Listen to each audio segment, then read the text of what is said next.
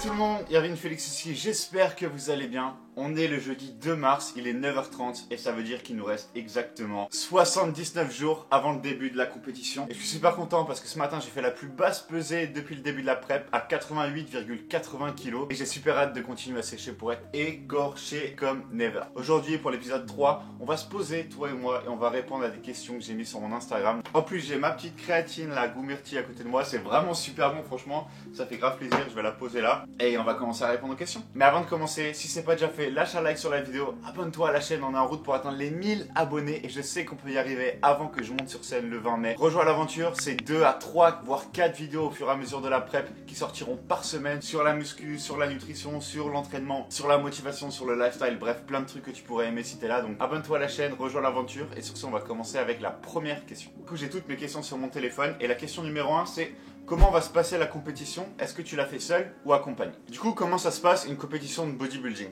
Moi, je vais faire la catégorie men's physique et peu importe ta catégorie, en fait, il y a deux parties dans ta compétition. Le matin, généralement, il y a ce qu'on appelle le pre-judging. Donc en fait, c'est la partie où chacun des compétiteurs monte sur scène, fait sa toute petite routine de posing pendant vraiment pas longtemps, ça peut être 15, 20, 30 secondes maximum. Et à partir de ça, les juges vont déterminer un peu la qualité de ton physique, la qualité de ton conditionnement, la qualité de ta shape. Et ensuite, dans ce pre-judging, il va y avoir des comparaisons. Donc les juges vont comparer côte à côte les personnes de la même classe. Et ce qui se passe après les routines individuelles de chaque personne de chaque classe, c'est que les juges ils vont vous comparer côte à côte. En fait, tu vas te mettre à côté de tout le monde et à partir de là, les juges vont pouvoir comparer si ton physique est meilleur que celui d'à côté, si ton physique est moins bon. Donc ça, c'est le pre-judging et ça se fait le matin. Ensuite, il y a quasiment plus rien jusqu'au soir où il y a justement les finals.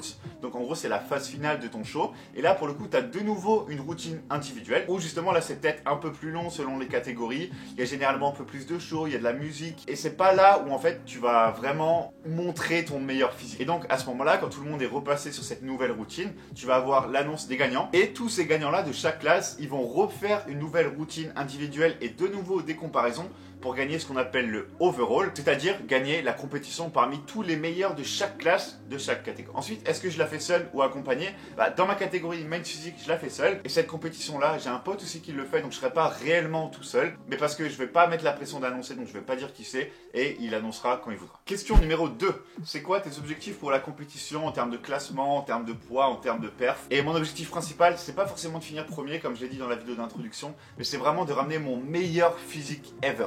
Donc de battre tous les physiques que j'ai pu avoir jusque là et je pense qu'on est sur une bonne route pour arriver à cet objectif là. En termes de poids, je pense que ce sera à peu près au poids que j'ai fini ma dernière sèche où j'étais pas super sec encore, en tout cas j'étais pas prêt à monter sur scène lors de la fin de ma dernière sèche, mais à mon avis ça va être autour des 79, 80, 78 kilos, donc j'ai encore pas mal de chemin à faire pour arriver à là, mais je pense que le physique va être monstrueux et j'ai déjà hâte. En termes de perf, je sais que ça va baisser parce que même si pour l'instant j'arrive à garder pas mal de mes performances parce qu'on est au début de la prépa, vers la fin, vers les 3, 4, 5 dernières semaines, je pense que je vais vraiment douiller.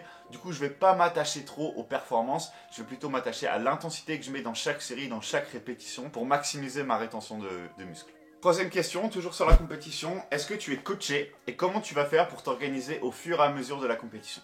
Alors non, je ne suis pas coaché. Pour l'instant, je fais les ajustements tout seul, j'ai mon plan nutritionnel tout seul, j'ai mon plan d'entraînement tout seul. Mais je pense qu'au fur et à mesure, Morgane Nutrition, que vous connaissez sûrement, Morgane Bernardo, qui apparaît sur toutes mes vidéos et que vous suivez parce que c'est votre nutritionniste préféré, évidemment, je pense qu'il va m'aider au fur et à mesure de la sèche, notamment sur la peak week, parce que à mon avis, il s'y connaît bien plus que moi sur ça. Du coup, j'ai hâte un peu d'externaliser cette pression au fur et à mesure des semaines. Comme ça, les 2-3 dernières semaines, voilà, je ferai qu'exécuter ce que me dira Morgane. Au niveau orga, comment je fais? Ça dépend vraiment du progrès sur la balance, ça dépend vraiment du progrès à l'entraînement, et ça dépend vraiment aussi du progrès physique que je vois quand je fais mes check-in ou quand je pose. Et si je vois que ça stagne un peu trop, je fais des ajustements nécessaires. Ça peut être, baisser les calories, ça peut être augmenter le cardio, plein d'armes dans ma boîte à outils que je vais utiliser quand au fur et à mesure je vois que le poids stagnera. Question numéro 4, et je trouve qu'elle est grave intéressante. Est-ce que tu as des jours où tu as des coups de barre et tu te dis que tu ne vas pas aller à la salle? Est-ce que je me suis déjà dit que j'allais pas aller à la salle parce que je me sens pas bien, parce que je suis fatigué, parce que j'ai un coup de barre? Franchement, jamais. Et évidemment, il y a des jours où je suis pas motivé à y aller, où je sais que ça va pas être une séance de dingue. Et je trouve que c'est vraiment ces séances-là où il y a ta voix intérieure de bitch qui te dit t'as beaucoup travaillé, tu mérites un peu de repos, tu te sens pas trop bien, repose-toi, etc.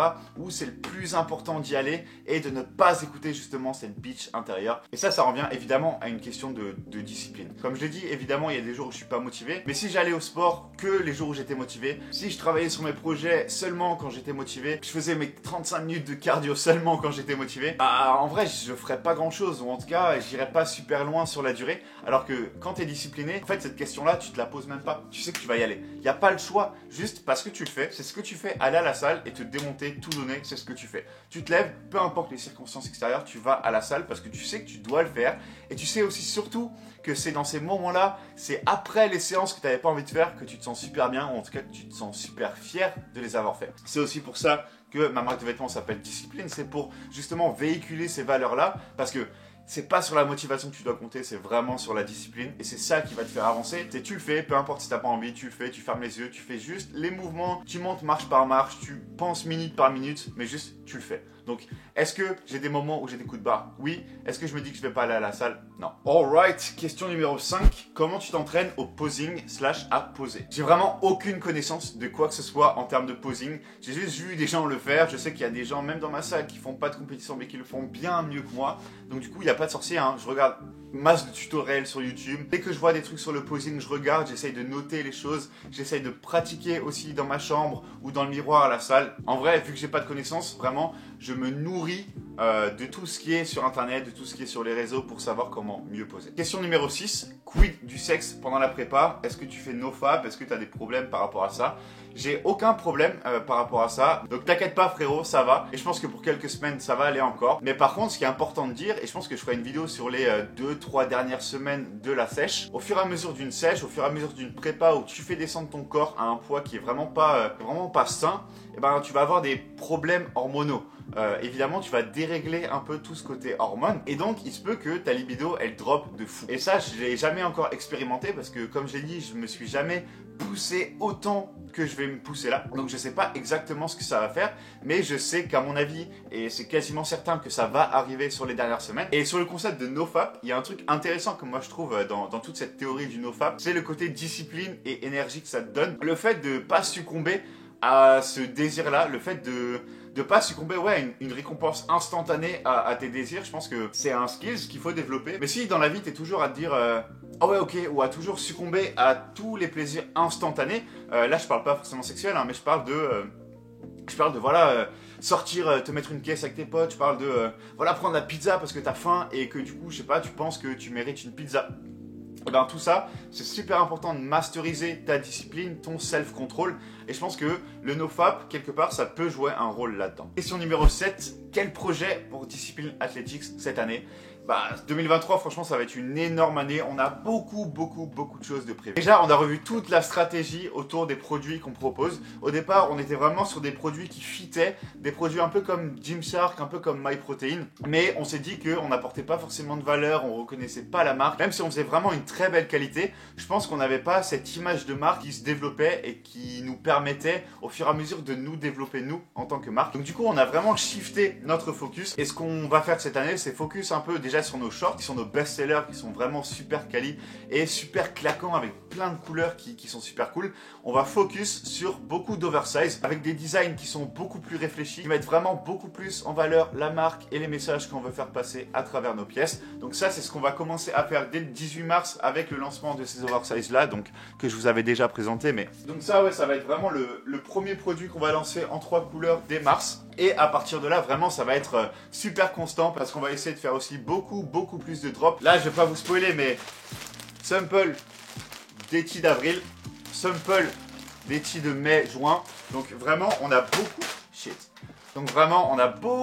de choses de prévues pour Discipline cette année et j'ai vraiment trop hâte. J'espère que vous kiffez le projet. Et donc si vous voulez soutenir ce petit projet qui, mine de rien, prend un peu plus d'ampleur à chaque lancement, le lien est dans la description et vous avez toujours moins 10% avec le code Irving. Avant-dernière question, comment tu t'organises et comment tu manages ton temps. J'ai fait une vidéo sur ça il y a quelques temps parce que c'est quelque chose que je pense qui est super important si tu as des projets, si tu as pas mal de trucs dans ta vie que tu aimerais faire, que tu aimerais développer mais que tu penses que tu n'as pas le temps. Je pense que c'est vraiment quelque chose de super important de savoir mieux organiser son temps. Ou si j'avais quelques tips à te donner, ce serait principalement de prioriser. Regarde ce que tu veux vraiment accomplir. Regarde ce qu'il faut vraiment que tu places en priorité dans ton emploi du temps. Voilà, si tu es obligé d'aller en cours, ça peut être tes cours, ça peut être tes entraînements. Moi je sais que mes entraînements c'est quelque chose que je place quasi en premier dans ma semaine. Ça peut être si tu as envie de travailler sur ton business, place-toi des heures dans la semaine. Franchement la gestion du temps c'est juste une question de priorité. C'est de bien comprendre quelles sont tes priorités et de placer au fur et à mesure tes priorités. Bref, tu places tes priorités et surtout tu négocies pas avec cet emploi du temps, juste tu le fais. Et enfin, dernière petite question bonus, est-ce que tu pourrais faire une vidéo avec un street lifter où tu essayes justement le street lifting? C'est une très bonne idée, auquel j'avais pensé il y a pas longtemps et que je voulais faire parce que dans ma salle il y a pas mal de gens qui font justement du street lifting, mais au final je repousse ça avec la prépa parce que pendant la préparation de la compétition, le focus ça va être vraiment purement bodybuilding. Je vais pas m'amuser à faire du power, je vais pas m'amuser à faire du street lifting, je veux vraiment me donner à 110% sur la musculation et sur le bodybuilding pour être sûr de n'avoir aucun regret le jour où je monte sur scène. Donc du coup c'est sûrement un concept de vidéo que je ferai au fur et à mesure de l'année, mais ce qui est sûr c'est que je la ferai pas avant le 20 mai. Et sur ce, c'est la fin de cette vidéo. Il est 10h04, je vais aller me préparer bientôt pour m'entraîner. Et justement, ensuite, j'enchaîne avec un gros shooting pour les t-shirts discipline, donc je vais pas tarder. Merci d'avoir regardé jusqu'au bout. Si la vidéo t'a plu, n'hésite pas à la liker et à t'abonner à la chaîne si c'est pas déjà fait. Je vous dis à la prochaine et surtout n'oubliez pas, exploitez votre potentiel. Peace!